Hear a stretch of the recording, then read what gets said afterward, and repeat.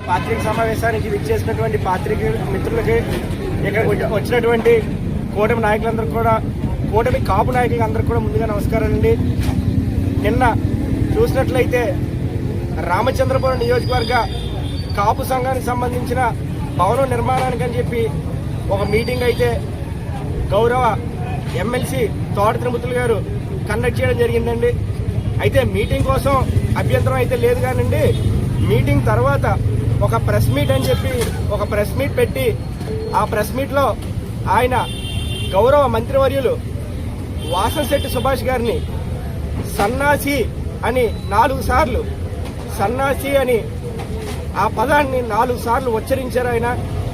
దానికి ఏ విధంగా ఆయన సన్నాసి అవుతాడని చెప్పి మేము అడుగుతున్నాం. ఎందుకంటే కాపులందరికీ కూడా బాసటగా నిలిచినందుకు సన్నాసి అవుతాడా, కాపులందరికీ కూడా పదవులు ఇచ్చినందుకు సన్నాసి అవుతాడా, కాపులందరికీ కూడా ఒక అండలాగా లేదంటే ఒక అండగా ఉన్నందుక, దేనికోసం అని చెప్పి ఆ మాట కానీ ఆ పదం కానీ వాడారనేది ఆయన ఒకసారి తెలియజేయాలి. ఎందుకంటే మేము ఆ మాట ఆయన అన్న తర్వాత గౌరవ మంత్రివర్యులు కూడా మేము అడగడం జరిగింది సంఘం తరపున.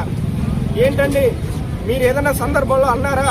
ఎందుకంటే నిన్న తోట తిరుమతులు గారు అన్నారు, కాపులు అన్నప్పుడు లేదంటే కాపు నాయకులు అన్నప్పుడు కాపులు ప్రశ్నించే తత్వం లేదని. కాబట్టి మేము కూటమిలో ఉన్నప్పటికీ కులం విషయం వచ్చేసరికి అందరం కూడా ఒకటి.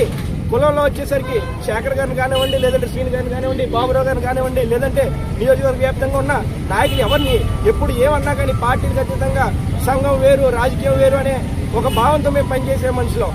అందులో భాగంగా మంత్రివర్యులు వాసంశెట్టి సుభాష్ గారిని కూడా అడగా, లేదు నేను ఏ సందర్భంలోని కూడా సన్నాసి అనే పదం వాడలేదని చెప్పి ఆయన చెప్పాడు.